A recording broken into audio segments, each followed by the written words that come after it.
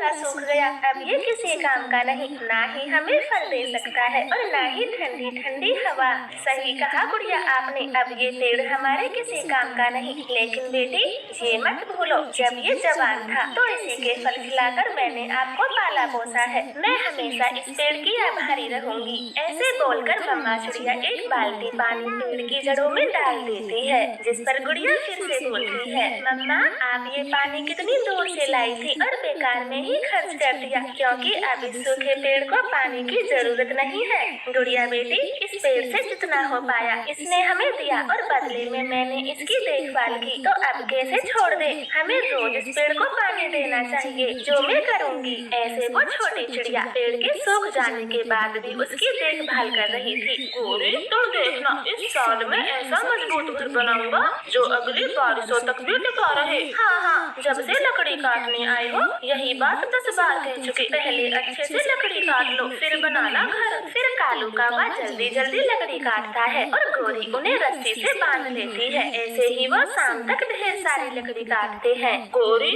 अब तो ढेर सारी लकड़ी जमा हो गई, घर बनाने में बड़ा मजा आएगा, जल्दी जल्दी चलो। ऐसे वो दोनों पति पत्नी सारी लकड़ी अपने जंगल ले आते हैं और सुबह होते ही घर बनाने का काम शुरू करते हैं। कालू ये आम का पेड़ मुझे बहुत पसंद है, हम इसी पर अपना घर बनाएंगे और जब इसके आम पकेंगे तो मजे मजे खाएंगे। एकदम ठीक कहा, जब इस पेड़ पर हमारा घर होगा तो इसके आमों पर भी हमारा ही हक होगा, हम किसी और पक्षी को एक आम तक नहीं खाने देंगे। फिर वो दोनों आम के पेड़ पर ही अपना घर बनाने लगते हैं। शाम हो जाती है, कालू ने जल्दी जल्दी आधा घर बना दिया था। कालू लकड़ियाँ खत्म होगी, अब क्या करेंगे? मैं देखता हूँ आसपास कोई सूखा पेड़ दिख जाए। फिर कालू कौवा पेड़ की ऊंची डाल पर बैठ जाता है और दूर दूर तक देखता है, मगर उसे कहीं सूखा पेड़ नहीं दिखता। फिर एकदम से उसे चिड़िया का पेड़ दिख जाता है। लो गोरी, दूर दूर तक अपनी नजर घुमा रहा था,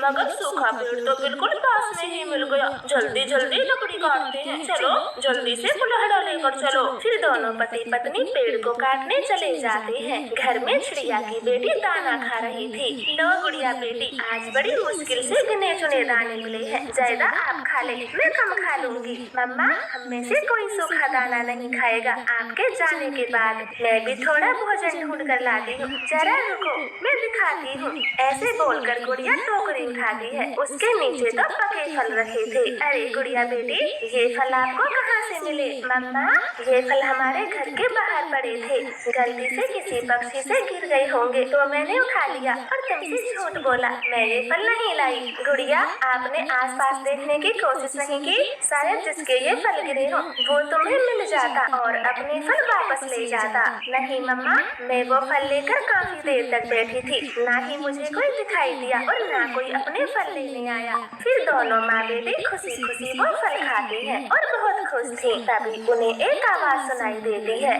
गुड़िया भागकर खिड़की से देखती है, मम्मा मम्मा कौवे हमारे सूखे पेड़ को काट रहे हैं, जल्दी जल्दी चले। फिर दोनों माँ बेटी भागकर घर के बाहर जाती हैं और कौवों को रोकती हैं। अरे कौवो रुक जाओ, तुम ये क्या कर रहे हो? छोटी चिड़िया दिखाई नहीं दे रहा, हम घर बनाने के लिए लकड़ी काट रहे हैं। नहीं तुम दोनों ये पेड़ नहीं काट सकते, ये मेरा पेड़ है। तुरंत ही नीचे उतरो वरना मैं जंगल के राजा से तुम्हारी शिकायत कर दूंगी, फिर तुम्हें सजा मिलेगी। कौवे पेड़ से नीचे उतर जाते हैं। क्यों चिड़िया, इस सूखे पेड़ को काटने में क्या बुराई है जो तुम इतना भड़क रही हो? गोरी ये पेड़ मेरे घर के पास है, मैं इस पेड़ की देखभाल करती हूँ, अब तुम चले जाओ और कभी इसे काटने की कोशिश न करना। छोटी चिड़िया अच्छे से जान लो, एक सूखे पेड़ के लिए तुम कौवों से लड़ाई कर रही हो, फिर बाद में मत रोना, कौवे बहुत बुरे हैं, मुझे मारा।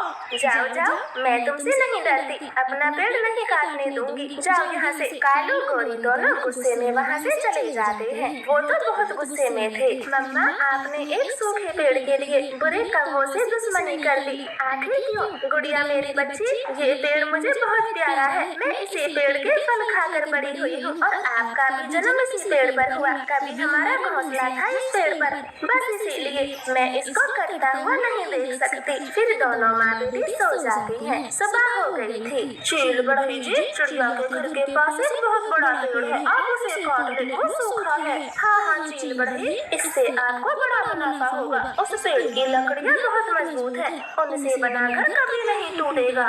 ठीक है, मैं अभी अपनी मशीन लेकर चलता हूँ, मगर याद रखना मेरा समय न बर्बाद हो। फिर चील बढ़ई कौवे के साथ निकल पड़ता है। चिड़िया जैसे ही घर के बाहर देखती है तो चौंक जाती है, क्योंकि सूखे पेड़ पर तो तरह तरह के फल लगे हुए थे। स्ट्रॉबेरी, आम, अंगूर, संतरे और अमरूद सब एक ही पेड़ पर। मैं कोई सपना तो नहीं देख रही, अभी एक फल तोड़ कर देखती हूँ। फिर चिड़िया एक स्ट्रॉबेरी तोड़कर खा लेती है।